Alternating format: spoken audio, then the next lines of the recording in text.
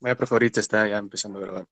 Bueno, buenos días, jóvenes, caballeros y señoritas. Este día, pues 13 de noviembre del año 2020, estamos frente a otra clase de Meet, ¿verdad? Y esta vez vamos a trabajar lo que es ya la solución de lo que es la segunda prueba avanzo.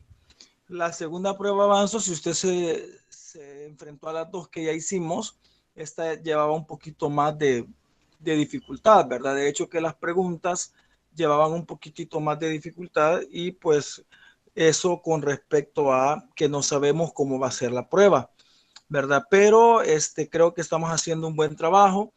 Hemos abarcado la mayoría de temas de primer año y pues para mis estudiantes de la escuela y para cualquier otro que esté viendo los videos, pues este material es para ustedes, para que lo puedan compartir y que les pueda servir en algo, ¿verdad? Para todas las personas que lo han visto, agradecer a todos los que han visto el video anterior, ya lleva 1100 vistas y eso me indica de que es un buen material que les puede estar sirviendo no solo a los de mi escuela, sino que a otras escuelas. Así que pueden compartir el link y escuchar las explicaciones, que acá es donde más se aprende escuchando frente a una clase de este tipo, ¿verdad?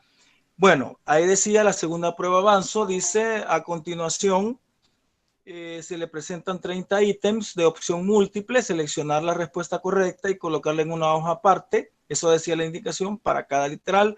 Y cuando ya tenga los 30 ítems, deberá tomar una foto y mandarla al compañero respectivo. Ya creo que todos hicieron eso. A todos se les devolvió la nota del examen y las malas para que las vayamos comprobando acá.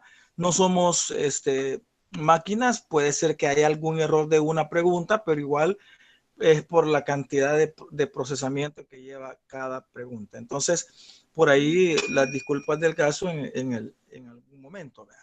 Que se dé esa situación. Bueno, iniciamos con la pregunta número 1. Fíjense que la pregunta número 1, siempre la PAES les va a sacar a ustedes analogías, ¿verdad? Les va a sacar a ustedes analogías. ¿Qué significa analogías? Significa de que prácticamente son como cosas cotidianas que se pueden asociar o que pueden servir en algún momento para representar algo científico. Esas son las analogías. La PAES, que es lo que tenemos experiencia, y supongo que el avanzo a juzgar por las preguntas que han salido, ¿verdad? Es trabaja bastante con analogías, ¿verdad? Porque prácticamente es la asociación del contexto de la vida, ¿verdad? Con respecto a lo que puede llegar a ser un tanto científico. Entonces, curiosamente, la pregunta 1, muchos la tuvieron eh, mala, pues, por lo que estamos un poquito necesitados de la interpretación y el análisis. Dice ahí, la 1, eso era con respecto a la analogía.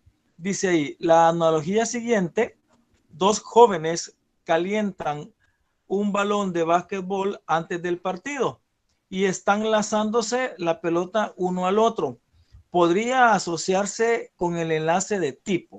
O sea que en ese caso les están diciendo que hay dos jóvenes que están calentando, o sea, el calentamiento que se hace antes de un partido, en este caso de básquetbol, y están rebotando la pelota. Imagínense la forma, cómo sería.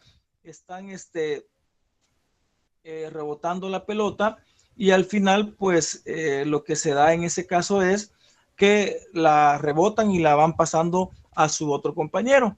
Entonces en ese caso esa analogía que es como algo cotidiano, algo de la vida, ¿verdad? Esa analogía, ¿a qué tipo de enlace se podría asociar? Recuérdense que en primer año hay un tema que se llama tipos de enlace y se abordan pues por lo menos dos tipos de enlace, que es el enlace covalente y el enlace iónico, que son como los más representativos. Sin embargo, pues en el mundo de la química hay más que eso, ¿verdad? Está el enlace metálico que a veces no se menciona, pero que el enlace metálico se da entre dos elementos, como la palabra lo dice, metálico. Están los puentes de hidrógeno, que esos son puentes como por ejemplo cuando usted ve el agua y todas las moléculas de agua unidas entre sí a través de puentes de hidrógeno. Eso es un proceso sencillo, digámoslo, pero que no es abordado a nivel de bachillerato, sino que a nivel superior. Entonces, la más común es el agua. Cuando una molécula de agua se une a otra, se une a partir de puentes de hidrógeno. Luego tenemos el enlace covalente. Recuérdense del enlace covalente, que el enlace covalente es el que se da entre dos elementos no metálicos. Oigan bien, dos elementos no metálicos. Recuérdense que los elementos no metálicos están a la derecha. Después de las gradas, de una gradita famosa que tiene la tabla periódica, donde están los semimetales. Entonces los que están bien a la derecha son no metálicos. Ejemplo de enlaces covalentes, por ejemplo, el metano CH4. El metano CH4, el carbono es no metal y el hidrógeno también es no metal. Otro ejemplo de enlace covalente es el CO2, el dióxido de carbono. El carbono y el oxígeno, pues son dos no metales. Y el enlace iónico, que se da entre un elemento metal y un elemento no metal. Ejemplo de eso, el cloruro de sodio, NaCl, donde el sodio es un metal y el cloro es un no metal. Entonces, por ahí como que se toma en cuenta esa indicación para mencionarlo. Ahora bien, el hecho de lo que les acabo de mencionar no les dice a ustedes cuál de ellos es el que podría tomarse como una analogía, porque he mencionado únicamente el hecho de decirles qué elementos son los que se pueden unir. Covalente, dos no metales; iónico, un metal y un no metal; metálico, dos metales; y puentes de hidrógeno entre moléculas, como por ejemplo la del agua, ¿verdad? Que se unen por hidrógenos, por puentes de hidrógeno.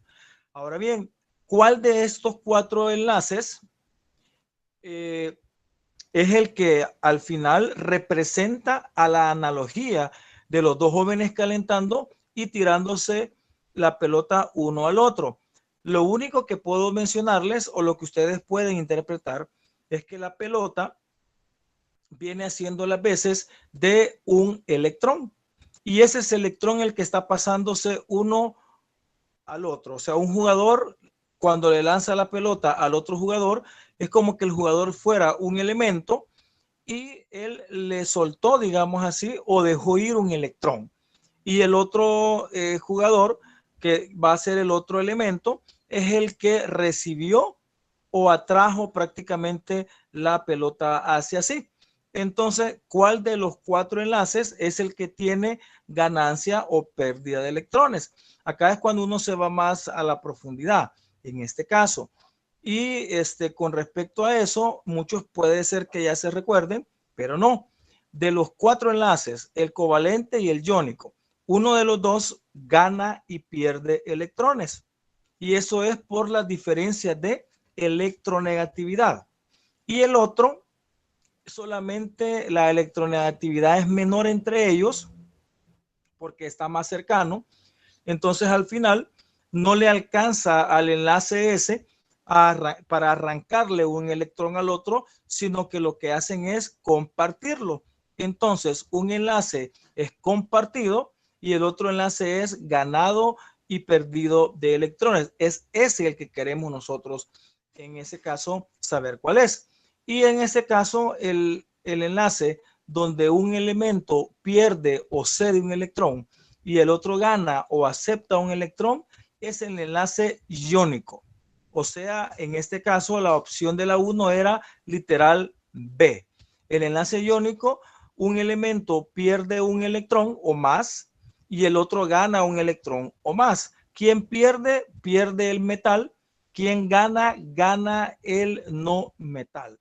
El no metal o los no metales siempre son más electronegativos porque están más a la derecha. En el enlace covalente, como todos son no metales, todos están bien a la derecha. Entonces, al estar bien a la derecha, lo que se da o lo que sucede es que la electronegatividad entre ellos es tan pequeña que prácticamente solo les alcanza para unirse, más no para arrancar un electrón, ¿verdad? En ese caso, entonces la respuesta de la 1 era enlace iónico, donde un jugador podría ser el sodio y el otro jugador podría ser el cloro. Y en ese caso, el sodio como jugador le lanzó el electrón, que era la pelota, al otro jugador, que era el cloro, que recibe el balón o recibe el electrón.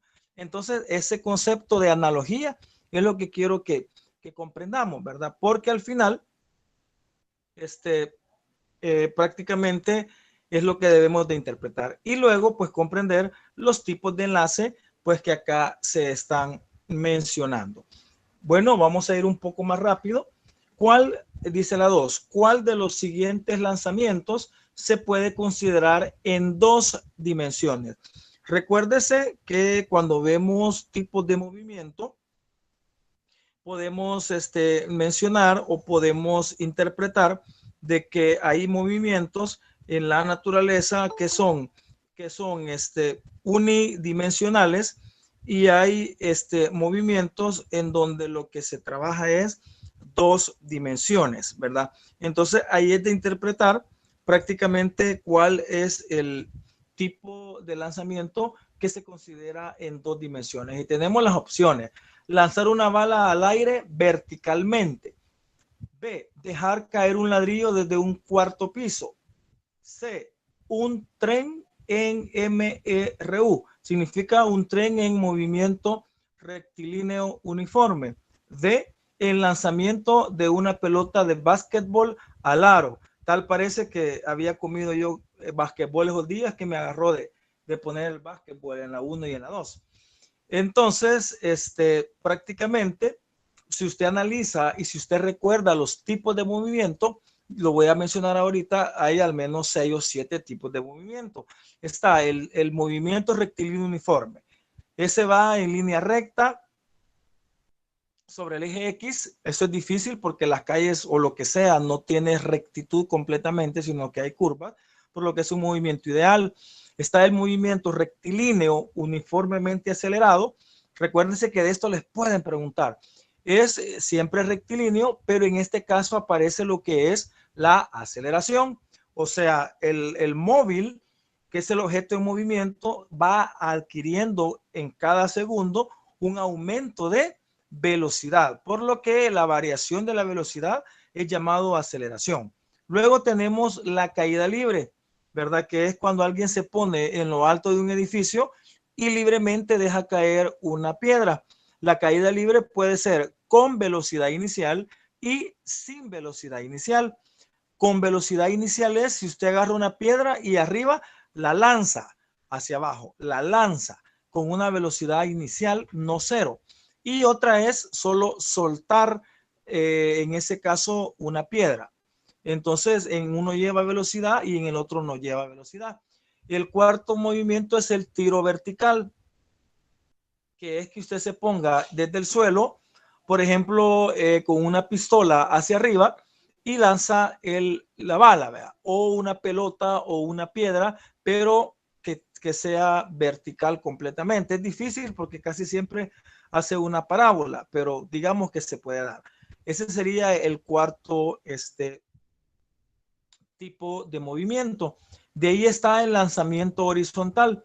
El lanzamiento horizontal es el que se da, por ejemplo, tiene usted una mesa y esa mesa usted tira una canica o una chibolita desde la mesa y se le acabó la mesa a la chibolita, entonces ella describe como media parábola, en donde lo más alto sería la mesa, la altura de la mesa, y a medida que va saliendo la chibolita de la mesa va describiendo una curva por efecto de la gravedad. El ejemplo más típico, y veíamos hasta ejemplos con números en clases, es prácticamente es los esquiadores, ¿verdad? Los que tienen una participación de esquí y les ponen una plataforma donde él viene de un cerro y ahí se suelta y vuela por los aires y va a caer lejos, ¿verdad? Ese es el más común. Luego tenemos el tiro parabólico, que es el que se genera a lanzar una bola de un lugar a otro cuando un gato salta de un techo al otro, ¿verdad? Y esos movimientos, ¿verdad? Y está otro como el movimiento circular, pues que es como el de los discos, los CDs, como por ejemplo el de la perilla de la cocina, de la casa, como el de un ventilador y todo eso. Entonces, he mencionado los tipos de movimiento. Sin embargo, no he mencionado de ellos cuál es en una dimensión y cuál es en dos dimensiones. Entonces, cuando hablamos de dos dimensiones, quiere decir que un cuerpo se está moviendo tanto en el eje X como en el eje Y. Ahí estaría quizás la interpretación. ¿Se mueve en el eje X o se mueve en el eje Y? Entonces, cuando decimos eso, prácticamente establecemos de que, por ejemplo, en el caso de lanzar una bala al aire verticalmente, nos está indicando que es un movimiento en una dimensión, porque usted lo lanza hacia arriba, ¿verdad? Y prácticamente está abarcando lo que es una dimensión. Luego dice dejar caer un ladrillo desde un cuarto piso. Se va usted al cuarto piso, deja caer el ladrillo y el ladrillo viene en una dimensión. Un tren en el movimiento rectilíneo uniforme, por lo consiguiente, es un movimiento en una dimensión. Ahora bien, la respuesta era la D. El lanzamiento de una pelota de básquetbol al aro. Tal vez no le decíamos ahí de que forma una parábola o que es el movimiento parabólico. Sin embargo, pues por lo que ya hemos estudiado de primer año, ¿verdad? Podríamos mencionar y podríamos decir prácticamente de que el lanzamiento de una pelota de básquetbol al aro es prácticamente un movimiento en dos dimensiones. Por lo que este sería como la respuesta. En el caso sería el literal D para la pregunta número 2. A, B y C son en una dimensión, ¿verdad? Y D son en dos dimensiones. ¿Qué movimientos son en una dimensión? Movimiento rectilíneo uniforme, movimiento rectilíneo uniformemente acelerado, tiro vertical, caída libre. Esos cuatro son en una dimensión. Luego, lanzamiento horizontal como el de los esquiadores, movimiento parabólico como el de un gato y como el de una pelota, y el movimiento circular son movimientos en dos dimensiones porque abarcan tanto X como Y. Entonces, por ahí es de interpretar. Bueno, vamos con la 3. La pregunta 3, revisando los exámenes, hubo bastantes personas que se equivocaron en la pregunta número 3. Y pues acá se viene siempre la engorrosa biología, la dificultad que tienen en biología. Por favor, cuando estén en biología, piensen lo más que puedan esas preguntas, porque son y siempre tienden a confundir. Por eso es que siempre yo les pongo o les trato de poner preguntas de biología para que usted pueda aprovechar ese momento y al final pues poder abordar una pregunta de este tipo de la mejor manera. Y una de las que siempre salen, porque siempre tienen imágenes, es la de la cadena alimenticia, ¿verdad? Y ahí aparecía pues una cadena alimenticia donde el sol es como la fuente principal de energía, aparece una planta, aparece un ratón, aparece una serpiente y aparece una águila.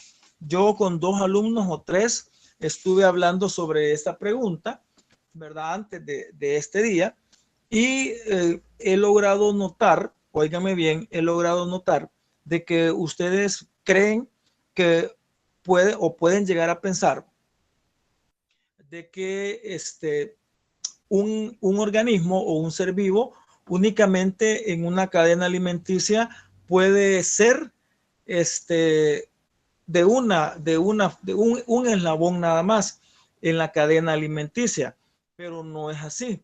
Dependiendo de las circunstancias, un animal o un organismo puede ser primario, en este caso puede ser secundario, puede ser terciario o puede ser una combinación de ellas. En algunos casos puede ser primario nada más, secundario nada más o terciario, pero en otros casos puede ser secundario y terciario.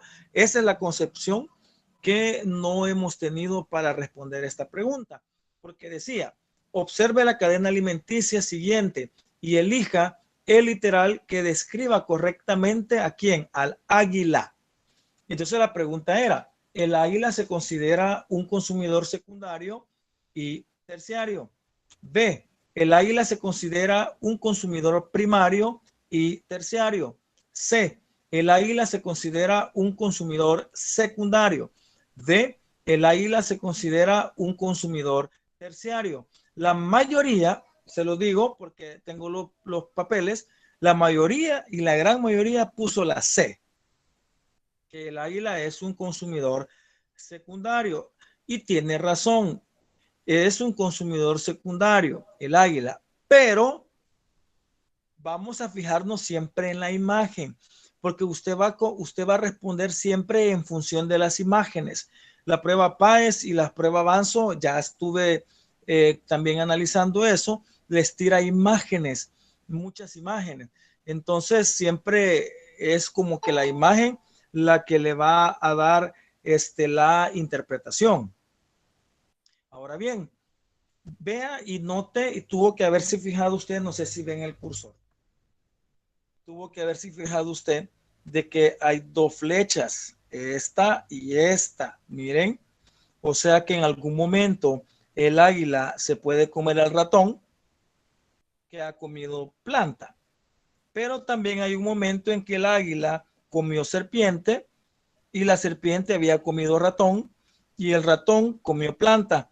Entonces, esta doble flecha, le digo, esta doble flecha es la que prácticamente manejaba la respuesta de esta pregunta.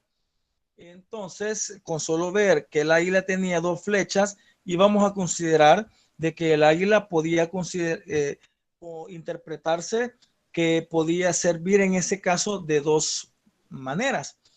Entonces, las respuestas C y D, por discriminación, quedaban por fuera. Porque prácticamente estamos hablando de que el águila se estaba comportando como dos consumidores en ese caso, porque tenía dos flechas. Y eso es lo que hay que tratar de comprender e interpretar. Entonces, en ese caso, habría que ver si estaba entre la primera y la segunda opción, o sea, entre A y B. Y al final, pues cuando se trabaja esa opción, pues tenemos que tener un sentido común y empezar a ver y a contar. En el caso del águila con el ratón, el ratón es primario, siempre el primario va a ser el que come planta, y como el águila se comió al ratón, y entonces el águila con el ratón es secundario. Luego nos vamos por el lado de la serpiente, el águila y la serpiente y el ratón y la planta. Entonces, en ese caso, el ratón es primario porque comió planta. La serpiente ahora, por esa línea, es secundaria y el águila es terciario. Por lo que la respuesta era literal A. El águila se considera un consumidor secundario y terciario en esa imagen, ¿verdad? No podemos asegurar que eso va a ser siempre. En un lugar donde solo hay plantas, ratones y águila, siempre va a ser secundario. Y en un lugar donde haya serpientes, ratones y plantas, puede ser que sea por veces secundario y por veces terciario. O sea, no es como una regla. El de decir es una ley. Nosotros los humanos somos primarios, secundarios, terciarios y hasta come piedras. O sea, somos de todos nosotros, ¿verdad? Por lo que somos los depredadores más grandes que existe en esta tierra. Somos primarios porque comemos chipilines, hojas de jocote, hojas de loroco y el montón de rosas. La margarita la hacemos frita, las girasoles también. ¿verdad? Somos secundarios porque nos comemos a las vacas, ¿verdad? Que comen pasto y todo eso. Y somos terciarios porque también comemos animales que son carnívoros también, ¿verdad? En ese caso. Por lo que la respuesta correcta era la A. La 4, seguíamos con biología. Dice, el siguiente bioma terrestre es llamado tundra, desierto, taiga o sabana. No es sábana, sabana. Cuando estábamos en presencial el año pasado, este tema de los biomas terrestres lo dimos por exposiciones. Hacían equipos y se ponían a exponer. Se recordarán que a más de algunos le tocó este bioma. Pues este bioma tiene un tanto parecido a lo que podría ser un desierto. Sin embargo, tenemos bien marcado cómo es que puede llegar a ser un desierto, ¿verdad? En ese caso, podemos decir de que un desierto es carente de algún árbol, ¿verdad? Y todo eso. Entonces, en este caso, pues hay uno de los 4 que tiene cabal esas características, un pastizal o unas gramíneas pequeñas, la presencia de algunos animales, como las cebras en ese caso, pero sobre todo la mayor característica de este bioma es que tiene árboles como el de la imagen, que son árboles grandes, altos, con copas bastante pronunciadas, y que esos árboles no están prácticamente cerca, sino que hay un árbol en un lugar y al tiempo hay otro árbol lejano, ¿verdad? Entonces, en ese caso, y el bioma que prácticamente cumple esas características es la sabana, ¿verdad? En ese caso, era el literal D. La tundra es helada, ya es por el Ártico, por los polos, ¿verdad? La taiga sigue a la tundra, es como cercano, siempre fresco, por lo que si teníamos un poquito de conocimientos en esas dos, podríamos haberlas discriminado fácilmente. Nos podíamos haber enfocado entre el desierto y entre la sabana, pero el desierto no tiene de ese tipo de árboles, ¿verdad? Por lo que la opción era prácticamente la sabana. Dice, hablamos de las propiedades atómicas de los elementos de la tabla periódica. Dice, la siguiente figura, ¿a qué tipo de propiedad periódica se está refiriendo? Y ahí tenemos una imagen donde tenemos al átomo de sodio con un tamaño de 1.86 Armstrong, pero luego hay una flecha que va hacia la derecha y dice catión sodio con un tamaño de 0.95 Armstrong. En el otro caso, tenemos al átomo de flúor con una cantidad de 0.64 Armstrong, pero luego se va a la derecha el anión flúor con un valor de 1.36 Armstrong. Entonces, ¿cuál de las siguientes literales pues explican correctamente lo que es esa imagen? ¿Será la energía de ionización? ¿Será la electronegatividad? ¿Será el radio iónico? ¿Será el radio atómico? Si usted revisa esas clases, en el caso de las propiedades periódicas de los elementos de la tabla, podemos notar de que ahí están esas 4 propiedades y están definidas cada uno en función de los átomos. De hecho, que todo tiene que ver con los átomos. Y al final, pues prácticamente esa imagen, vemos de que el sodio es grande, pero luego cuando él se vuelve ión, o sea, se vuelve un catión, él se hace más pequeño.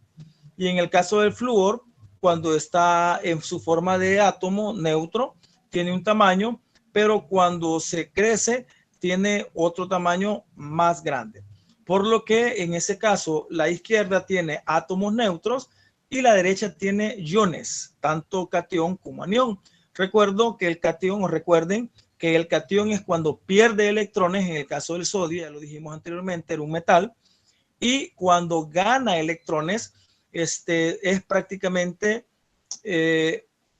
un no metal. Yo les decía en clases que esto lo podíamos asociar con la ganancia o la pérdida de peso. Si usted es rellenito o rellenita y pierde grasa, es como perder electrones, el átomo se hace más pequeño, la persona se hace más pequeña. Y si usted era pequeño o delgado, pero ganó grasa o ganó masa corporal, se hace más grande. Esa masa corporal o esa grasa podría ser los electrones que al ganar hacen que el elemento aumente en su tamaño. Si oye lo que estoy mencionando, se va a poder dar cuenta de que de lo que estamos hablando es del tamaño del átomo. Por lo que hay un par de literales que hablan directamente del tamaño. Y estos son el radio iónico y el radio atómico. Por lo que la respuesta está entre la C y la D. La A se llama energía de ionización. La voy a explicar porque también es bueno que escuchemos. La energía de ionización es la capacidad, no, la energía necesaria que se requiere para arrancarle el primer electrón a un átomo, ¿verdad? Para arrancárselo de ahí y que este átomo se convierta en un catión. No hay solo una energía de ionización, sino que pueden haber más. La energía para arrancar el segundo, la energía para arrancar al tercero y así sucesivamente. En cada caso, mientras más electrones voy arrancando, más energía voy necesitando para arrancarlo, porque por cada electrón que se le arranca, el átomo empieza a hacerse más pequeño y los electrones más cercanos al núcleo, por lo que la atracción electrostática cada vez es mayor, por lo que para arrancar el segundo, arrancar el tercero, necesitamos de más energía para arrancar ese electrón. Entonces, eso significa energía de ionización. La electronegatividad es la capacidad que tiene un elemento de arrancarle un electrón a otro cuando se disputan un electrón. Si hay dos elementos, por ejemplo el sodio y el cloro, que están luchando por un electrón, el más electronegativo es el que se hace del electrón, o sea, es el que tiene más fuerza para arrancar o para disputar ese electrón, y entonces en ese caso los más electronegativos son los no metales, ¿verdad? Que en ese caso sería el cloro. Ahora bien, radio iónico y radio atómico, los dos tienen que ver con el tamaño del átomo, pero la respuesta es obvia y es más que clara, que sería literal C. En ese caso, radio iónico. ¿Por qué? Porque usted ve en la imagen que el átomo era neutro y ahora está en forma de iónico. Entonces, es el radio iónico. Sin embargo, pues el radio atómico, lo voy a explicar, el radio atómico es el tamaño o es la distancia que existe entre el núcleo y el electrón de la capa más externa. O sea, es el radio que puede ser el radio de un círculo, que es de donde está el núcleo, el centro del núcleo, hacia la órbita más exterior. Ese es el radio atómico, es el tamaño del átomo, es el normal. Pero cuando el átomo en su forma neutra gana o pierde electrones, se hace más grande o se hace más pequeño y al final lo que adquiere es radio iónico. El radio iónico es el nuevo tamaño que adquiere un átomo cuando es convertido en ion por la ganancia o por la pérdida de algún electrón, ¿verdad? Entonces, la respuesta era radio iónico. La 6 nos dice, observe la siguiente imagen y nos dice qué molécula representa la formación con esos dos átomos. Fíjense de que en este caso habían al menos dos moléculas que podían ser prácticamente las que se podían prácticamente establecer. Incluso hasta alguien me preguntó en ese momento que cuál sería y solo me preguntaba si no era la misma respuesta. Y yo le decía que no. Esto tiene que ver un poquito más con la interpretación cultural que se le hace a, que se le hace prácticamente a, a la química. Y esa imagen, pues prácticamente, sin que alguien lo explique, solamente puede ser para un elemento en particular, ¿verdad? Esa imagen. Entonces estamos hablando de que cada elemento que aparecía en este caso, acá lo estoy señalando con el cursor, ¿verdad? Este elemento y este otro elemento, usted podía ver que era un elemento que tenía 7 electrones en su capa de valencia. Viene siendo más o menos como la estructura de Lewis, pero es un tanto distinto, ¿verdad? ¿Por qué? Porque esta figura de un núcleo y 7 electrones solamente sirve para representar a un elemento, ¿ya? Y es al elemento, al primer elemento que tiene 7 electrones en su última capa.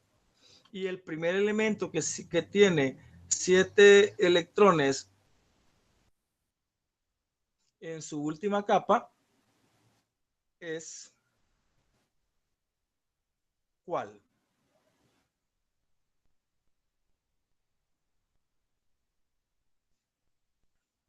Es el flúor, ¿ya? Por aquí alcanzo a ver la tabla periódica, aquí está una esquinita. Este elemento es, miren, aquí está, ¿ve? Miren, el primer elemento que tiene 7 electrones en su última capa es el flúor, por lo que esta imagen, tal como está, así como está, es únicamente la representación cultural que se le da al flúor, ¿verdad? Por eso me decía alguien, mire, yo creo que esa característica la comparte el flúor y el bromo, me decía alguien. Sí, yo lo pensé, no le podía decir más porque le hubiese dado la respuesta. Y sí, efectivamente el bromo, lo vamos a mostrar aquí en la imagen, el bromo también está en el grupo de los halógenos, en el 7A, flúor y bromo, por lo que ellos podían tener 7 en su última capa. Sí, pero la representación cultural del flúor en este caso es esta, por lo que la respuesta era F2. Un flúor uniéndose a otro formaba un flúor molecular. El oxígeno no, porque el oxígeno tiene 6, quedaba fuera. El bromo era para que usted se confundiera, también tiene 7 o en su caso 17. Y el hidrógeno, pues no, ¿verdad? El hidrógeno tiene solamente un electrón en su última capa, por lo que al final se daba esa situación.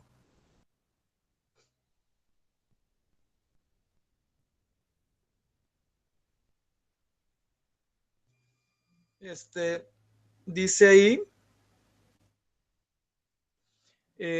hay una tabla periódica, siempre puede salir una tabla periódica en ese caso, ¿verdad? Y al final, ahí vienen las preguntas que pueden ser para ese tipo de imagen. Siempre enfrascándonos en lo que eran los enlaces, ya probablemente sepan cuál sería la respuesta al darse cuenta de que ya hemos hablado un poquito de lo que es los enlaces. Y la pregunta nos dice así. El enlace iónico es aquel, ahí se lo explica, que se da entre elementos con una gran diferencia de electronegatividades. Ya había hablado eso en la pregunta 1, me parece, ¿verdad? Que hay una gran diferencia de electronegatividades. Observe la tabla periódica e identifique cuál de los siguientes pares de elementos se unirán para la formación de un compuesto iónico. Acuérdense que un compuesto iónico se va a dar entre un metal y un no metal. Si usted sabe eso, ya sabe cuál es la respuesta. Y vamos a ir por cada uno. Calcio y escandio. Busquemos la A, calcio y escandio, y veamos qué tan lejos están. El calcio está aquí, miren, no sé si alcanzan a ver la... y el escandio está prácticamente a la par. Miren, aquí están los dos, calcio y escandio. Esta no era, porque tienen casi la misma electronegatividad. Yodo y potasio. Miren, yodo está aquí, el 53, y potasio está acá. Este era la respuesta. Miren, se forma el yoduro de potasio. En ese caso, litio y sodio, aquí están, litio y sodio están cerca, por lo que entre ellos no puede haber un enlace iónico, porque los dos son metales. Y níquel y cobre. Níquel y cobre están acá. Además, quizás sin saber tanto de el enlace, pudieron haber llegado a la respuesta B, porque es como lógico. ¿Ve? Aquí también quiere picardía el estudiante para saber cuál es la respuesta. Si el calcio y el escandio están aquí, si el yodo y el potasio son los únicos que están separados, si el litio y el sodio están aquí, si el níquel y el cobre están aquí, o sea, están unidos todos los casos menos el B, era lógico pensar de que el B podía haber llegado a ser, ¿verdad? En ese caso. Por eso ahí está la respuesta. Dice, los elementos de transición interna o llamado tierras raras son un grupo de elementos que comparten muchas características en común. Seleccione el literal que contiene elementos de este grupo. Lo único que había que ver era saber cuáles son los elementos de transición interna de la tabla periódica. Estos dos grupos, los de aquí arriba, estos que estoy señalando acá, estos y estos 6 que están aquí, que los estoy señalando aquí, aquí se ve el cursor, estos 6, son elementos representativos. Luego, estos de aquí del huequito, estos son llamados elementos de transición. Luego, estos de acá, que están fuera de la tabla, son los llamados de transición interna. Quiere decir de que si usted sabe los nombres de los grupos de la tabla periódica, digámoslo así, que ya la hizo. Entonces dice, los elementos de transición interna o llamadas tierras raras son un grupo de elementos que comparten muchas características. Seleccione el literal que está en esta parte, o sea, en la parte de los de transición interna. Y ahí está niobio, actinio, telurio, osmio, bismuto, polonio, rubidio, cesio, francio, europio, gadolinio, disprosio. Aquí se viene otro problema. Yo no me puedo los símbolos de los elementos. Entonces, y la tabla periódica solamente pone los símbolos y no pone los nombres. Entonces, ya en un examen, ahora virtual, tal vez lo busquen y lo encuentren, ¿verdad? Para hallar la simbología. En presencial no me quiero imaginar si no se han aprendido los nombres, ¿verdad? Si este año hubiésemos ido, hubiésemos hecho el certamen de nomenclatura y hubiesen aprendido los elementos, al menos los participantes, ¿verdad? Pero no se pudo. Entonces, vamos a ver, niobio, actinio, telurio. Vamos a buscar el trío que esté acá. Niobio, activio, telurio. El niobio está aquí, miren, el 41. Actinio está acá. Telurio está... Me avisan cuando lo encuentren que no lo hay. El telurio.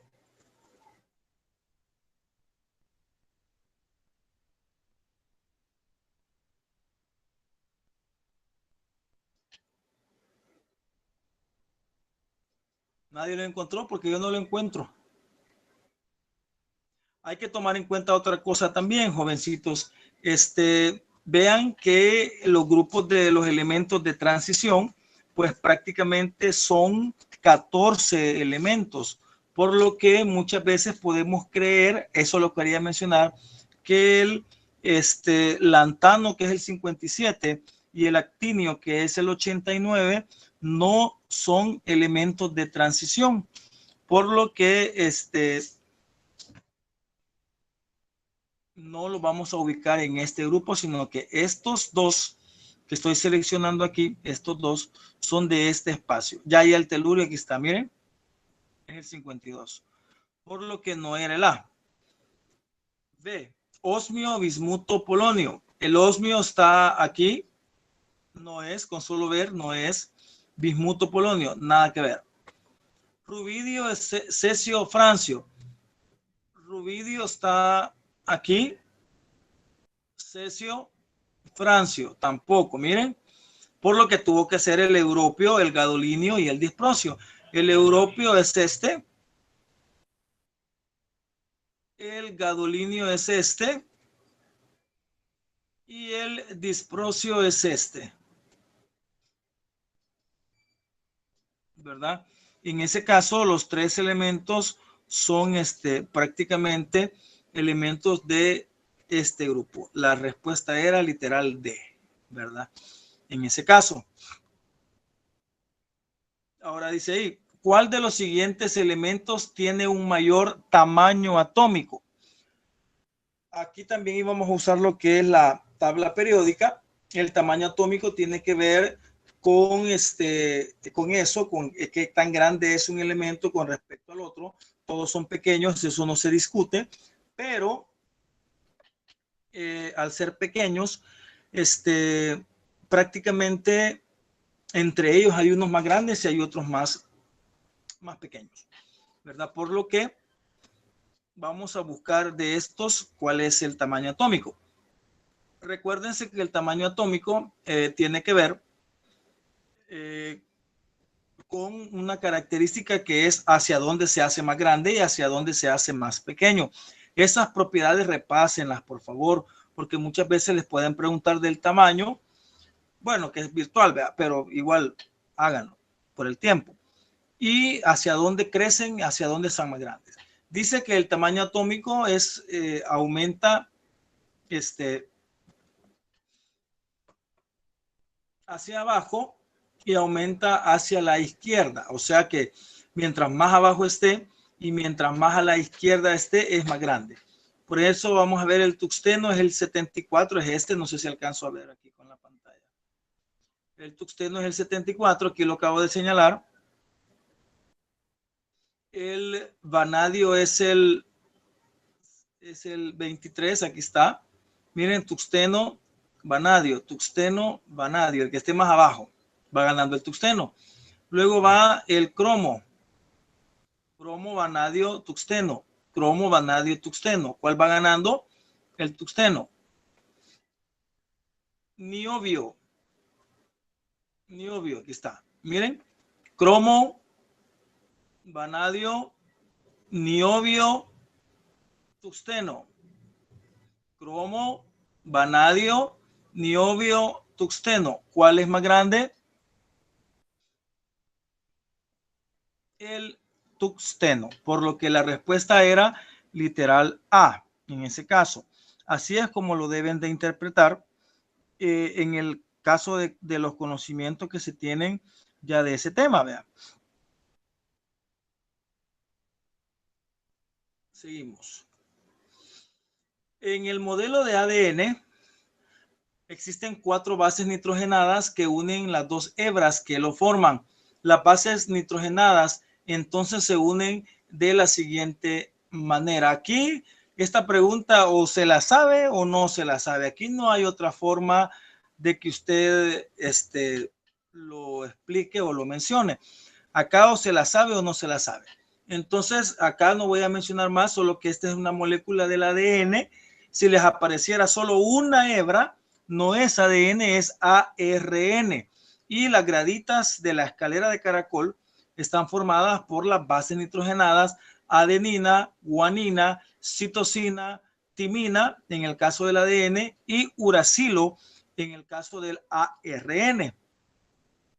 En este caso, el literal correcto es el B, ¿verdad? Siempre, siempre, siempre que las bases nitrogenadas se unan para formar el ADN y para formar las hebras que unen a las dos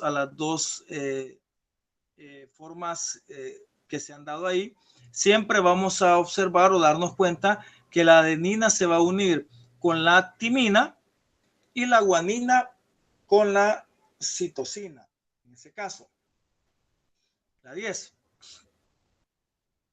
La 11.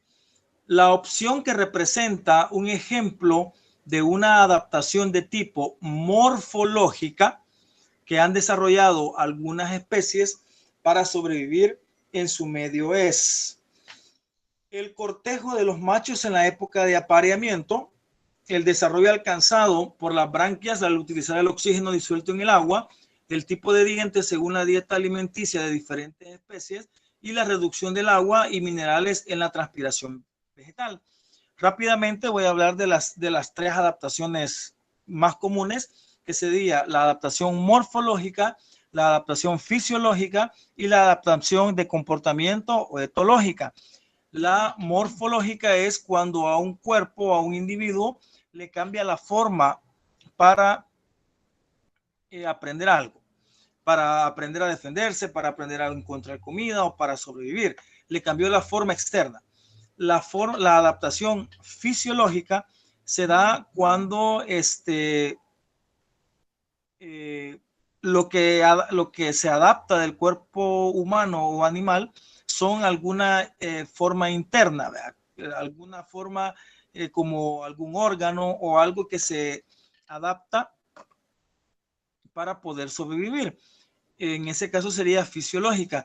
Y adaptación etológica o de comportamiento son las formas en que una persona o un animal se comporta o se muestra ante los demás para efectos de procrear, para reproducción, para cortejar, ¿verdad? Y para crear descendencia.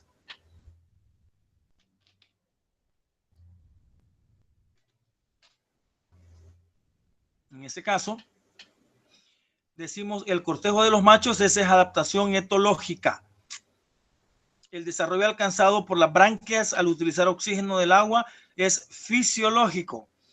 El tipo de dientes, según la dieta alimenticia, morfológico. La reducción del agua y minerales en la transpiración vegetal, fisiológico. Por lo que la respuesta era la C. El tipo de dientes según la dieta alimenticia. Y aquí vemos, cuando veíamos las aves que tenían diferentes picos, dependiendo de lo que comían. Si comían semillas, el pico es más puntudo, y si comían frutas, el pico es más redondo. Entonces cambia esa forma, ¿verdad? Y eso es morfológico porque es un cambio externo que se da, como el cambiar de pelaje de los osos al cambiar de lugar, como los picos de las aves, como el tipo de diente que se puede tener de acuerdo a la alimentación, ¿verdad? Son de tipo morfológico. La pregunta número 12 es un tanto, si le queremos llamar un tanto complicada, porque y esta pregunta fue una pregunta de una PAES anterior, exactamente igual salió esta pregunta en algún momento. Dice, el siguiente esquema es la representación de la tabla periódica actual, en el que se ubican dos elementos químicos. Está el elemento químico que le vamos a llamar E1, que es el elemento que va a estar en el grupo 7 y periodo 5.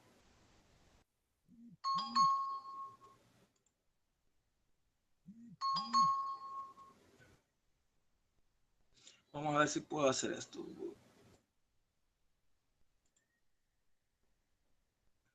Dios mío.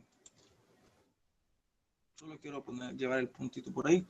Entonces, cuando decimos E1 es el grupo 7, que contamos 1, 2, 3, 4, 5, 6, 7 es este grupo. Y el periodo 5, 1, 2, 3, 4, 5. Entonces vamos 2, 3, 4, 5, 6 es este, pero no sé si voy a poder ponerle algo aquí. Es este elemento, miren, este que estoy señalando acá. Ese es el elemento E1.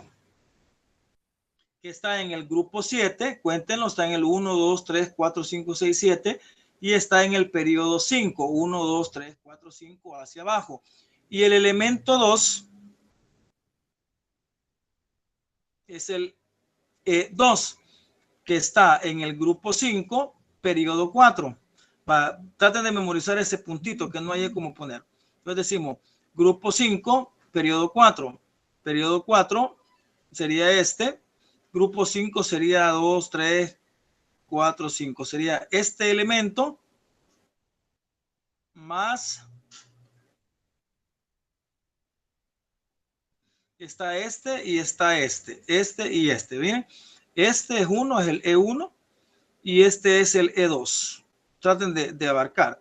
Este es el E1 y este es el E2. E1, E2. Voy a dejarlo en el E1 para que tengamos. Dice, E1 tiene igual cantidad de protones y electrones que E2. Falso. Es otro elemento y al ser otro elemento tiene otra cantidad de protones. No es la A. B. E1 posee igual cantidad de protones que E2. Falso también, porque son dos elementos diferentes y no podemos decir de que tienen la misma cantidad de protones porque son dos elementos distintos. Acordémonos que cada elemento tiene un número atómico y ese número atómico es el mismo número de protones. C. E2 posee menor cantidad de protones que E1. Esa es la respuesta, porque este es un número mayor y este es un número menor. Y al ser menor en número atómico, va a tener menor cantidad de protones. En ese caso, E2, ¿verdad? Que es este, ¿verdad? E2, E1, E2, E1. Aquí de no confundirse, E2. Tiene menor cantidad de protones que E1, porque es menor el número. Y obviamente la de E2 presenta mayor cantidad de electrones que E1, tampoco, ¿verdad? E2 es este, por lo que tiene en todo caso menor cantidad de electrones, no mayor. Por lo que la respuesta en ese caso era literal C, ¿verdad? Era en ese caso. Es algo así como un tanto primero ubicar el elemento y luego tratar de ver la característica y ahí estaría. Pregunta 13. ¿En qué se parecen los orbitales 1s y 2s? A. En que ambos tienen una simetría esférica. B. En que tienen forma de lóbulos. C. En el tamaño. D. Que pueden albergar 6 electrones cada uno.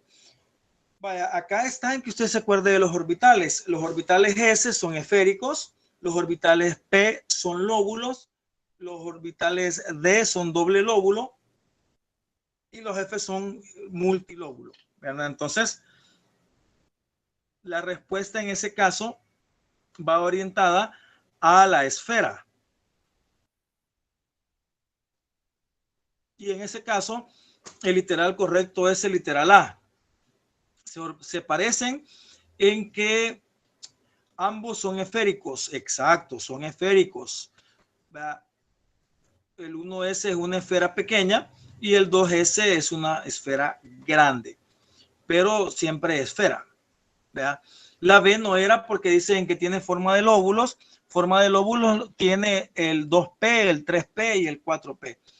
¿Se parece en el tamaño? No, porque 2S es más grande y 1S es más pequeño.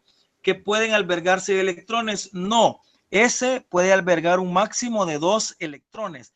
Quien puede albergar 6 electrones es P. Así que la respuesta era literal A. Dice, la estructura de Lewis es un método muy práctico. Consiste en colocar puntos alrededor de los símbolos y representan estos puntos a los electrones. El fin es que los elementos completen su octeto y puedan tener estabilidad. Es por eso que los compuestos químicos existen. Y aquí está un elemento, un compuesto, perdón, y su respectiva estructura de Lewis. No nos está preguntando de la estructura de Lewis, sino que nos está preguntando del nombre de este compuesto. Dice ahí, tomando como base el texto anterior y observando el ejemplo, ¿a qué compuesto químico pertenece la estructura de Lewis representada en la figura? Entonces aquí dice ácido sulfúrico, ácido selenídrico, sulfuro hídrico y sulfuro de hidrógeno. El ácido sulfúrico, si tal vez lo puedo escribir aquí, sería el H2SO4. Es este, miren. No lleva oxígeno, no es. Ácido selenhídrico es el H2SE. Ácido selenhídrico tampoco es, porque el que está aquí es azufre, no selenio. Sulfuro hídrico, no sé, no existe. Y el otro era sulfuro de hidrógeno, que era H2S. Entonces la respuesta en este caso es literal D, sulfuro de hidrógeno. Recuerden que los ácidos hidrácidos pueden tener prácticamente pueden tener dos nombres, ¿verdad? Como sulfuro de hidrógeno o como ácido sulfhídrico, por lo que podía llamarse de las dos formas de manejar ambas respuestas. Y pues el que era el sulfuro de hidrógeno, ¿verdad? Ahí estaría la respuesta en el caso de la D, ¿verdad? Que es la respuesta correcta. Dice, observen la imagen que representa un proceso donde interviene la energía potencial y la energía cinética. La energía potencial es la energía de los cuerpos en reposo, de acuerdo a un sistema de referencia, y la energía cinética es la energía de los cuerpos en movimiento. Ahí les dice prácticamente en qué consiste cada una de ellas. Cuando ustedes les pregunten, si llegan a hacerle esa pregunta, le van a decir a usted, mire, ¿y de qué depende la energía? ¿De qué depende la fuerza? ¿De qué depende la masa? ¿De qué depende todo eso? Nada más usted tiene que acordarse, en ese caso, nada más usted tiene que acordarse de de la fórmula a la cual esta está trabajando, ¿verdad? Porque al acordarse de la fórmula, entonces al final se puede saber de qué depende. Por ejemplo, la energía potencial, lo voy a escribir por aquí, es igual a la masa por la gravedad por la altura. Y la energía cinética es igual a la masa por la velocidad al cuadrado, y eso entre 2. Entonces, si usted recuerda las ecuaciones en este caso, va a poder saber de qué depende, porque al final la energía potencial depende de la masa, de la gravedad y de la altura, pero como resulta que la gravedad es la misma, se toma como una constante. Y la energía cinética depende de la masa y de la velocidad. La energía potencial es la energía que tienen todos los cuerpos en virtud de su posición, los que están en reposo. Y la energía cinética son todos los cuerpos que están en movimiento. Vean acá, en este caso, donde está el muchacho con la flecha, ahí está con energía potencial, porque la flecha está en estado de reposo, pero la cuerda le está generando como el impulso que va a necesitar. Cuando el muchacho suelta la flecha, la flecha ya lleva energía cinética, porque ya pasó de estar en reposo a estar en movimiento, en ese caso. Entonces, ¿de qué depende? ¿Será que depende de la masa más la altura y de la masa más la velocidad? B, ¿será que depende de la masa más la altura y de la masa más el tiempo? ¿Será que depende de la masa más el volumen y de la masa más la velocidad? ¿Será que depende de la masa más la gravedad y de la masa más la velocidad? Pues ahí la única forma en que usted pueda saber en cuál es utilizando las ecuaciones. La energía potencial depende de la masa y de la altura. Entonces busquemos la primera parte, son de la masa y altura. Masa y altura, masa y altura. Entonces está entre la A y la B. Porque aquí es masa y volumen, y masa y gravedad ya dijimos que es constante. Y depende de la masa y la velocidad. Masa, velocidad, masa y tiempo. Entonces la respuesta correcta era el literal A. Depende de la masa más la altura la potencial, porque hay que conocer que un cuerpo tiene masa m y tiene que estar a una altura de referencia, y de la masa más la velocidad. Entonces la respuesta correcta era literal A. Esta pregunta era prácticamente un regalito. Se lo dije a usted en el primer video que hicimos, que era prácticamente algo que les iba a poner para que usted tuviera un recuerdo de en qué consistía el tubo de rayos catódicos. Entonces, lo voy a leer rápido. El ánodo y el cátodo se hallan conectados a una fuente de alto voltaje, más de 10.000 voltios. En el tubo de vidrio se encuentra un gas a baja presión, aproximadamente 0.001 milímetros de mercurio. Pudo observar que los mismos se desplazaban en línea recta y producían un destello al llegar a una pantalla formada por una sustancia fluorescente. Utilizando un campo eléctrico o un campo magnético, comprobó que los rayos se desviaban alejándose del polo negativo del campo y se acercaban al polo positivo. Este comportamiento indicaba que los rayos eran partículas negativas. Si se alejaba del polo negativo es lógico porque cargas iguales se repelen, y se acercaba al polo positivo era lógico porque cargas diferentes son atraídas, por lo que hay una atracción. Entonces decía aquí, de acuerdo al texto, ¿qué partícula del átomo fue descubierta? El electrón, vea, porque aquí dice, eran partículas negativas, ahí le dice. ¿Y qué científico lo descubrió? Aquí había que acordarse si era Thomson o si era Rutherford. En este caso es Thomson, ¿verdad? Por lo que la respuesta era literal D. Se descubre con los rayos catódicos el electrón, y quien lo descubre es Joseph Thomson. Ahí está como la respuesta de esta pregunta, que me imagino que la tuvieron buena la mayoría, y pues se las había puesto porque les dije que la iba a hacer.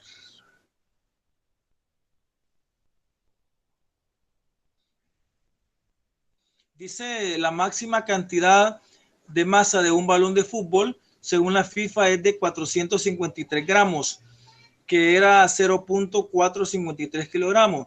Si un jugador lo despeja con una velocidad de 10 metros sobre segundo, ¿cuál es la energía cinética? Ya la mencioné anteriormente, la energía cinética es igual a la masa por la velocidad al cuadrado sobre 2. Era de que usaran esa ecuación. Si usted usa esa fórmula, vamos a decir que la masa es igual a 0.453 kilogramos multiplicado por la velocidad al cuadrado, que es 10 al cuadrado, 10 por 10, 100, multiplicado por 100, entre 2. Nos daba 22.65.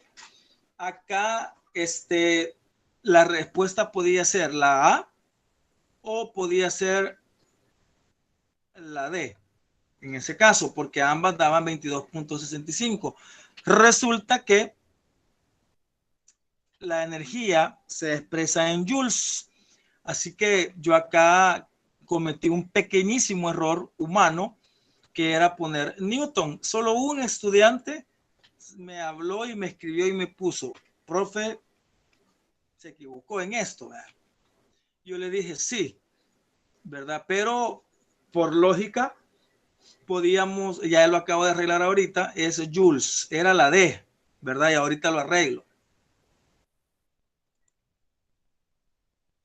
Era la D, porque la A no podía ser porque era kilogramos. O sea, era lógico que tienen que saber que la masa se expresa en kilogramos.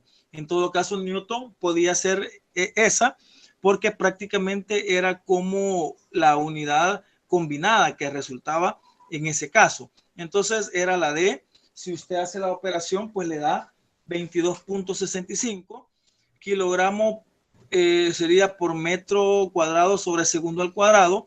Ahí le va a dar Newton y eso por metro le da joules. Entonces sería en ese caso la D. Dice la 18. Fíjate en los siguientes enlaces. Y está el enlace CaO, calcio oxígeno, y el enlace CO, carbono-oxígeno, el enlace KO, potasio-oxígeno, el enlace OO, oxígeno-oxígeno, y el enlace NO, nitrógeno-oxígeno. Ahí le pusimos abajo de cada enlace la letra que correspondía, A, B, C, D, E, A, B, C, D, E, y le dice, ¿cuáles son covalentes polares? Recuérdese que hay enlace iónico, hay enlace covalente y hay enlace metálico. Sin embargo, dentro de los covalentes están los covalentes polares y están los covalentes no polares. Entonces, bien, en ese caso, vamos a establecer la diferencia entre el covalente polar y el no polar. El covalente polar es aquel en el cual los elementos formando o formados con ese enlace son dos no metales, pero de elementos distintos. Y los covalentes no polares son los compuestos formados por dos no metales iguales. Por ejemplo, este es enlace iónico. Ojo con eso, enlace iónico. Este es enlace covalente polar. Covalente polar porque son dos no metales distintos. Este es enlace iónico. Este es enlace covalente no polar. Y este es enlace covalente polar. ¿Cuál es la respuesta? ¿Cuáles son covalentes polares? La B y la E, ¿verdad? Estos dos son covalentes polares, por lo que el literal que tiene B y E es el literal B.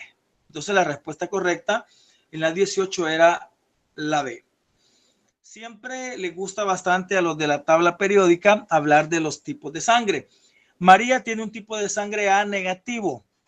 Su esposo tiene sangre O positiva. Su hermana tiene sangre A negativa. Su papá tiene sangre O negativo. Y su mamá tiene sangre AB positivo.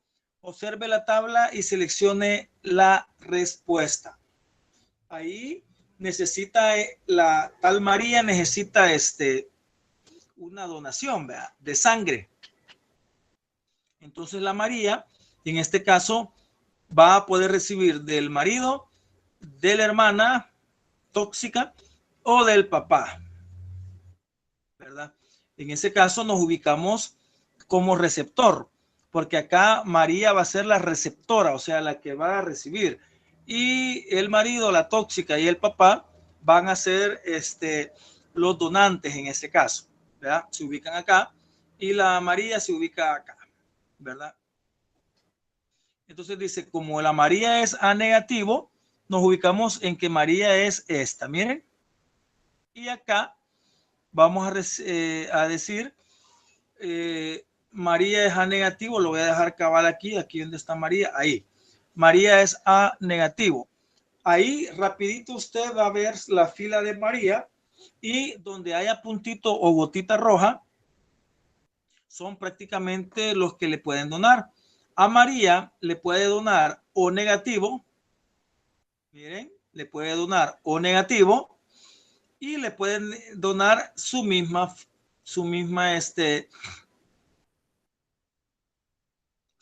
sangre A negativo. Miren, solo le pueden donar O negativo y A negativo. ¿Quién es O negativo de todos? El papá. O sea que el papá sí le puede donar sangre. ¿Y quién más puede donarle sangre? Alguien que tenga A negativo, la tóxica, ¿verdad? Entonces, la respuesta correcta en el caso de la 19 es la B, o sea, de su papá y de su hermana. La mamá ni existe quizás en ese caso. La A, ¿verdad? Papá y hermana, ¿verdad? Papá y mamá tampoco vuelve a existir. Y como no, aquí está la mamá, es AB positivo, no podía prestarle. Entonces, era literal B. Mencionarles acá que la O negativo es donante universal, es la sangre más apreciada por los bancos de sangre, porque así cualquiera que lleva un traumatismo del que sea, basta con que le pongan O negativo y la persona se puede salvar. Y AB positivo es el receptor universal. Si alguien es AB positivo, puede recibir sangre de todas las sangres. Entonces aquí vamos a hablar del donante universal O negativo y del receptor universal AB positivo. Ahí estaría la forma. La 20, la teoría de la evolución de Darwin plantea que A, solo las especies mejor adaptadas sobreviven y transmiten sus caracteres a sus descendientes.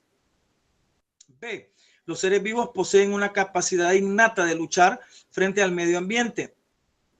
C, los órganos y funciones que desempeñan los seres vivos se modifican según las necesidades de los organismos.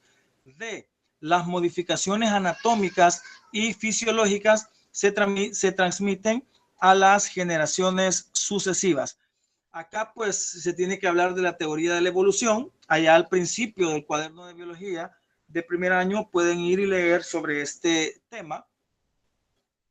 La evolución habla prácticamente de la selección natural, que nos dice que solo las especies mejor adaptadas van a ser las que van a sobrevivir, que no es verdad, es mentira. Lo que decía Jean-Baptiste Lamarck, que decía de que prácticamente los organismos podían desarrollar un solo órgano o una parte de su cuerpo y que eso podía quedar desarrollado y poner eso a la descendencia sucesiva como algo hereditario. Ponía como ejemplo el cuello de la jirafa, ¿se recuerdan? Decía Lamarck de que las jirafas habían comido grama, pero a medida que la grama se acabó, tuvieron que esforzarse por alcanzar las hojas de los árboles. Al final, se decía Lamarck de que las jirafas estiraron el cuello y al estirarlo lo ocuparon bastante, resultando que al final la jirafa se le estiró el cuello y por arte y obra del Espíritu Santo o de chamanes o de brujería, los descendientes iban a tener la misma cualidad de cuello largo, cosa que es completamente falso. ¿Quién desvirtuó eso? Darwin. Decía, no es así. Darwin decía que las especies mejores adaptadas iban a sobrevivir. Y él decía, bueno, habían dos especies de jirafa, la de cuello corto que parecía un caballo y la de cuello largo que son las actuales. Cuando la comida del suelo escaseó, entonces los caballos o las jirafas en forma de caballo perecieron, no se adaptaron, murieron por selección natural y las jirafas de cuello largo por tener esa ventaja evolutiva, al final lograron sobrevivir porque fueron las que mejor se adaptaron. Esa fue la lógica de la teoría de la evolución de Darwin versus la teoría de Lamarck, por lo que la respuesta a la número 20 es el literal A. Solo las especies mejor adaptadas sobreviven y transmiten sus caracteres a sus descendientes. La B es algo cierto, pero no puede darse de esa manera. Los órganos y funciones que desempeñan los seres vivos se modifican según las necesidades, era lo que Lamarck decía y era falso. Las modificaciones anatómicas y fisiológicas se transmiten a las generaciones sucesivas. No, es que usted puede modificar su anatomía, puede modificar incluso su fisiología, pero no va a transmitir eso a sus descendientes. Alguien puede decir, bueno, yo me hice un musculoso y soy físico-culturista y soy así, asá, puedo mencionarlo, pero no por eso sus hijos van a nacer musculosos, van a nacer normales y exactamente iguales. Si el hijo quiere seguir lo mismo del papá, vaya a ese ejercicio, si no, pues va a ser un gordito más. Eso sería la respuesta. La 21 dice, ¿cuál será la posibilidad de que los descendientes de una pareja posean pecas si ambos poseen pecas, pero son la misma generación filial? Acá se habla de la teoría de... Ya me voy a acordar, se me fue el nombre. La teoría de este señor, hombre, ya me voy a acordar. Dice, cuando hablamos de primera generación filial, estamos hablando de cruces entre especies. Se va a hablar de la raza pura y se van a hablar de la primera generación filial y se va a hablar de la segunda generación filial. Las razas puras son como los rusos, que son blancos, altos, rubios todos. Son como los africanos, que son zambos, altos y negros, ¿verdad? Pero no en el despectivo, sino que el tono, ¿verdad? Entonces son razas puras. Si es una raza pura, todos los rubios se van a mezclar entre sí y lo que van a tener son rubios iguales, altos iguales y blancos iguales. Si se unen, la raza negra es exactamente igual, va a tener el mismo color de piel, la misma complexión física y la altura. Pero si agarramos un ruso y un africano y los cruzamos, ya hay entonces el primer cruce genético de dos razas puras, que nos va a dar como resultado hijos ya mezclados. Esos hijos ya mezclados van a ser la primera generación filial y ya no van a ser puros, sino que van a tener, en el caso, vean aquí, lo voy a señalar, van a tener, en el caso del hombre, una B mayúscula y una B minúscula, y en el caso de la mujer van a tener una B mayúscula y una B minúscula. ¿Qué quiere eso? ¿Qué quiere decir? Prácticamente lo que quiere decir ese caso es que el hombre y la mujer no son puros.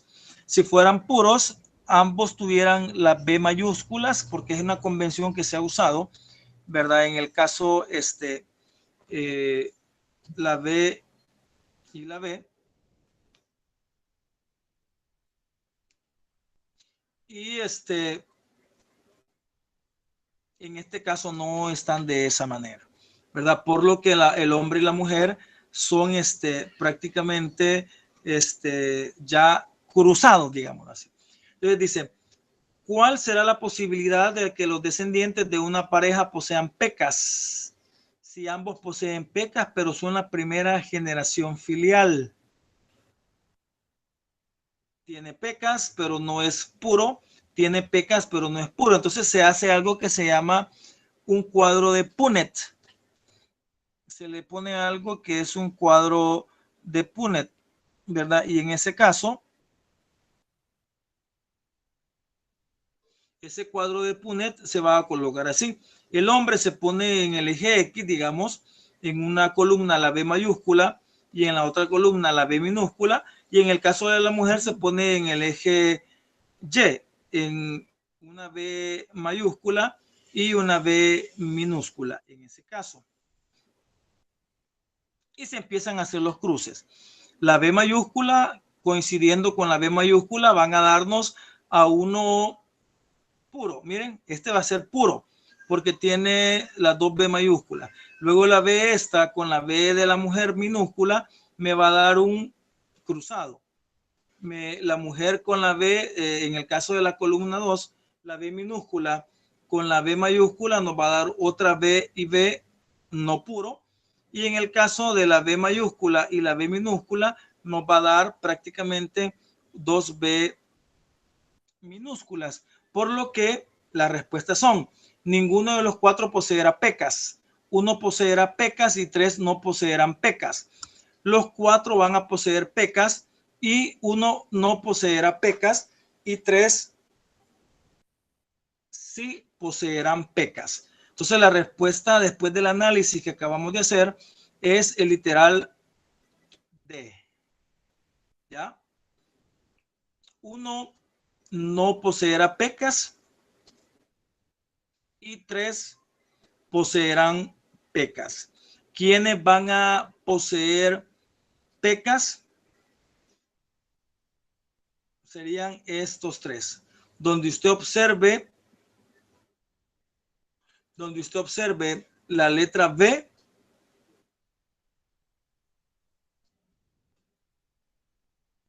mayúscula, pues no son estos tres. Donde usted observe la B mayúscula va a haber pecas y donde no observe la B minúscula va a no poseer pecas. Entonces era esta, la D.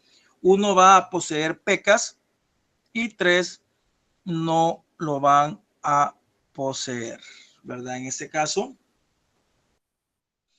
la 22, para ir ya más o menos terminando, la siguiente figura relaciona la temperatura y el volumen. Se observa que al bajar la temperatura, baja el volumen. Entonces, este enunciado es la ley de Charles, la ley de Boyle, la ley de Gay-Lussac o la ley de Faraday. La ley de Faraday, lejos, ¿verdad? Nada que ver. Se elimina prácticamente de este grupo y nos quedamos con la ley de Charles, la ley de Boyle y la ley de Gay-Lussac. Acá lo que tiene que memorizar usted es la relación que hay. Por ejemplo, Boyle relaciona presión y volumen. En este caso, Charles relaciona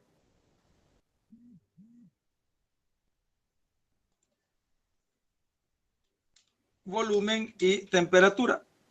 Volumen y temperatura. Y Gay-Lussac relaciona presión y temperatura. Entonces, al saber esto, prácticamente usted podría darse cuenta qué relación es. La temperatura está alta, las moléculas se mueven más rápidamente, entonces necesita más volumen. A mayor temperatura, mayor volumen. Al bajar la temperatura, baja el volumen también. Entonces, es una relación propia de la ley de Charles. En ese caso, es una relación propia de la ley de Charles. Porque Boyle es presión y volumen y el Gay-Lussac es presión y temperatura. La 23. La ecología es la ciencia que estudia A. Los organismos vivos similares cuyos miembros pueden crearse entre sí. B. La convivencia de varias poblaciones que interactúan en el mismo ambiente. C. Las relaciones y adaptaciones de una sola especie con respecto a su medio ambiente. D. Las relaciones entre los seres vivos y el ambiente físico y la actividad humana. Estamos hablando prácticamente de la ecología, ¿verdad? En el caso de la 23, la respuesta es el literal D. Las relaciones entre los seres vivos y el ambiente físico y la actividad humana. O sea que la ecología abarca todos los animales, incluidas sus relaciones como comensalismo, amensalismo, territorialidad y todo eso, relaciona esa cantidad de formas, el ambiente donde existen, donde se rodean y la actividad humana que forma parte exactamente de ella. En el caso de la A, los organismos vivos similares cuyos miembros pueden crearse entre sí. Esto puede ser especie o población, ¿verdad? La convivencia de varias poblaciones que interactúan en el mismo ambiente, esto podría ser ya una comunidad, ¿verdad? Las relaciones y adaptaciones de una sola especie con respecto a su medio ambiente podría ser en ese caso,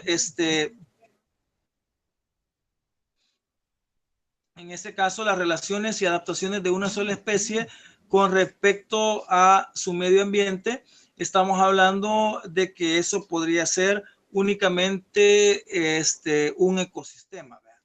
Nada más. Entonces la ecología abarca todas estas que aparecen ahí. Por eso sería la D. La 24 puede ser un dolor de cabeza. Prácticamente hablar de la meiosis es un tanto difícil. Sin embargo, pues en el caso de la 24, les voy a decir cuál era la respuesta. Era la C, ¿verdad? Era la C. O sea que la 1, que era la profase, se relaciona con la D. Acá les pueden hacer una pregunta muy similar, donde usted va a relacionar 2, 3 o 4 conceptos con su definición y al final le van a pedir la secuencia acá. Quiere decir que la profase es en la profase el material genético comienza a enrollarse y a cortarse y se aprecia la desaparición de la membrana nuclear. 2C sería la metafase, el material genético alcanza su máxima condensación y forman los cromosomas se alinean en los cromosomas en el plano ecuatorial, cuando se van al centro, ¿verdad? Como a la mitad. 3A sería en la anafase se inicia la separación de cromosomas duplicados para originar a los cromosomas hijos, y cada cromosoma hijo migra hacia un extremo de la célula. Y por último, 4B se caracteriza por la llegada de los cromosomas hijos a los polos celulares y luego los cromosomas empiezan a condensarse. Entonces, la 24 es la C. Ahí es de que usted maneje los conceptos, y más que manejar los conceptos, maneje usted las preguntas, cómo están establecidas en ese caso. Dice, cuando nosotros entramos a un cuarto repentinamente, oscuro repentinamente, al principio no vemos, pero luego la pupila empieza a dilatarse. Ese es un fenómeno de dilatación y podemos ver mejor. El camaleón cambia de color según el ambiente en que se encuentra. Otro hecho, los hechos anteriores son característicos de todos los seres vivos y corresponden a la función de A, adaptación, B, movimiento, C, sensibilidad y D, evolución. Y esto es muy cierto. Cuando usted recién entra a un cuarto y está oscuro, va a tener el problema de que no va a ver, pero luego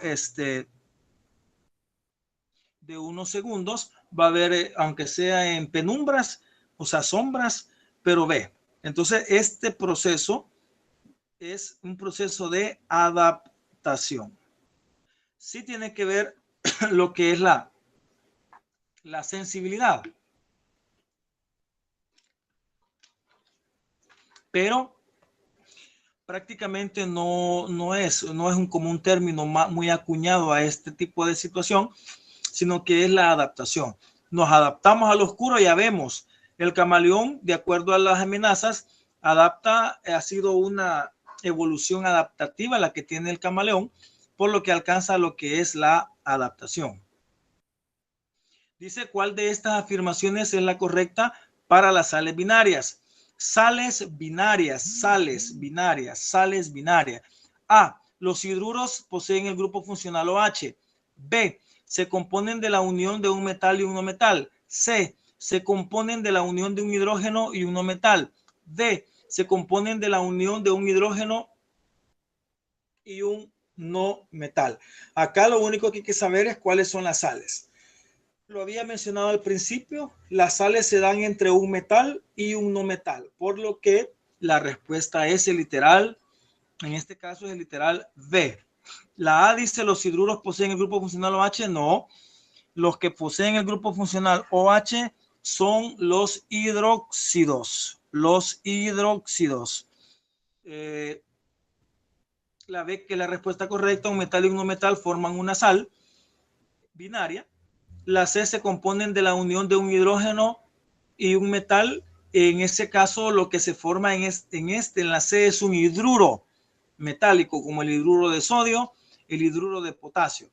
Y se componen de la unión de un hidrógeno y un no metal. Podría ser también un hidruro no metálico como el amoníaco o el metano, ¿verdad? No sería. Entonces la literal correcta es el literal B, que sería la unión de un metal y un no metal.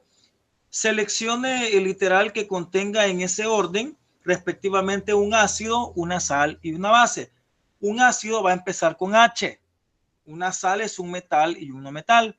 Una base tiene OH al final, por lo que la respuesta sería, si es un ácido con la que voy a empezar, la A se me elimina, porque no estoy empezando con un ácido. Por lo que me quedaría la B, la C y la D. La B, la C y la D. Pero ahora veamos, ¿cuál de las segundas es una sal? En la B es una sal, sí. En la C es una sal, sí. En la D no es una sal, es un óxido, por lo que ya se eliminó la D también. Vean cómo vamos discriminando al ver cómo la respuesta nos va guiando a el análisis nos va guiando a la respuesta. Un ácido se elimina la A, una sal se elimina la D y una base, la B tiene una base y la C tiene un ácido. Entonces, la respuesta de la 27 es la B. Ahí estaría.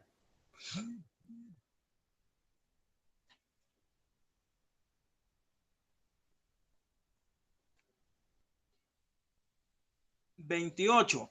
Observa la siguiente representación. Tenemos un oxígeno, tenemos un 16, un 8 y un -2. Ahora elijan la opción que relacione correctamente cada número con su significado. Y entonces vamos a la A, que sería el 16 es el número másico. Sí, el número másico se escribe en la esquina superior izquierda. 8 es el número atómico, sí. El número atómico se coloca en la esquina inferior izquierda. -2 la carga del ion, sí. La respuesta es la A. La B, la C y la D lo tratan de confundir. La B dice 8 número másico, no, es falso. 16 número atómico, es falso, lo han arreglado. Usted sabe que el 8 es el oxígeno y ese va aquí. Y -2 carga del ion, solo eso estaba correcta, solo se han invertido, pero no es. Hay que tener bien claro los conceptos. 16 número másico, 8 número atómico, estamos bien. -2 cantidad de electrones que posee el átomo, falso. En este caso, si yo digo de electrones, cantidad de electrones que posee serían 10. Los 8 de él más los 2 que ha ganado. ¿Verdad? Serían 10, no 2. Por eso está mala. La D, número másico 2, -2, falso. Ya ni paso a más, porque eso no es correcto. Entonces era la A. La 29, otra de relaciones. Relacione los siguientes seres vivos con su tipo de alimentación y luego seleccione la respuesta correcta. Tenemos 1, 2, 3, 4, conejo, planta, humano y hongo. A, B, C, D, carnívoro, productor, degradador y herbívoro. Entonces, lo que vamos a hacer es unir con líneas, ¿verdad? Y luego, pues, encontrar la respuesta en el caso. Vaya, en el caso vamos a tener que la 1 se relaciona con la D. Acordémonos, el conejo es herbívoro. ¿Ya? Conejo es herbívoro. La 2, que es la planta, se relaciona con la B, productor. Excelente. La 3 es el humano. Se relaciona con la A, que sería carnívoro, ¿verdad? Y la 4 es el hongo. Se relaciona con la C, que es prácticamente degradador o descomponedor. Vaya, si ustedes copiaron por ahí la secuencia, en este caso, van a saber cuál es la respuesta. Y la respuesta de la 29 es la B.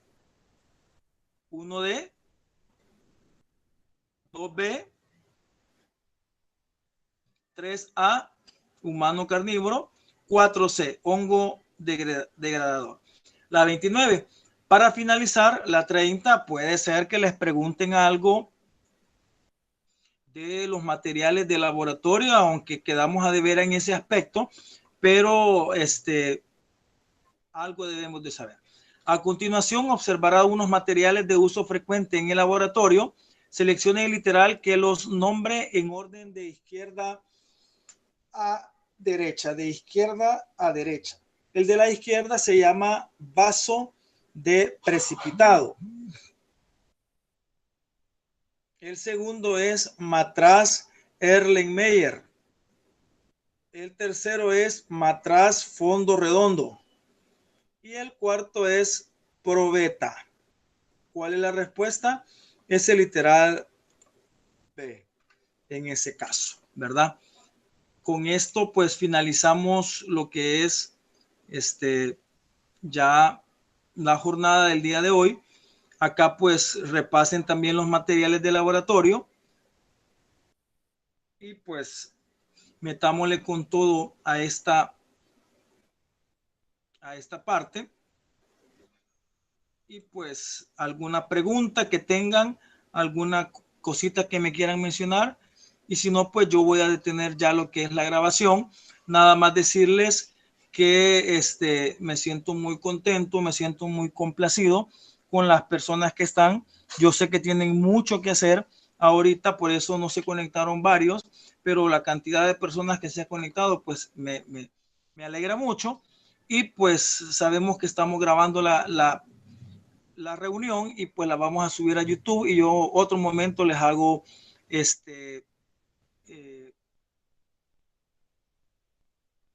llegar el link en este caso, ¿verdad? Gracias por todo. Si lo están oyendo jóvenes de otras instituciones, pues bienvenidos también, ¿verdad? Es algo para mi escuela y para todos los que quieran unirse. Me siento complacido que ya llevo 1100 visitas del anterior, y pues es más que seguro que otros jóvenes de otras escuelas lo están viendo. Que bueno, ¿verdad? Porque para eso sirve esto, soltar lo que uno tiene y no tener egoísmo, porque eso es algo que se menciona. Bueno, ahora los profesores dieron todo su potencial al mundo, y ahora todo el mundo conoce lo que se trabaja. Antes éramos como así entre uno, vea, hagámoslo para nosotros y aprendamos solo nosotros, pero ahora pues esto ha trascendido, y pues yo nunca he sido egoísta y siempre les comparto a todas las personas que quieran, ¿verdad? Voy a dejar la grabación y vamos a terminar con unas palabras de despedida.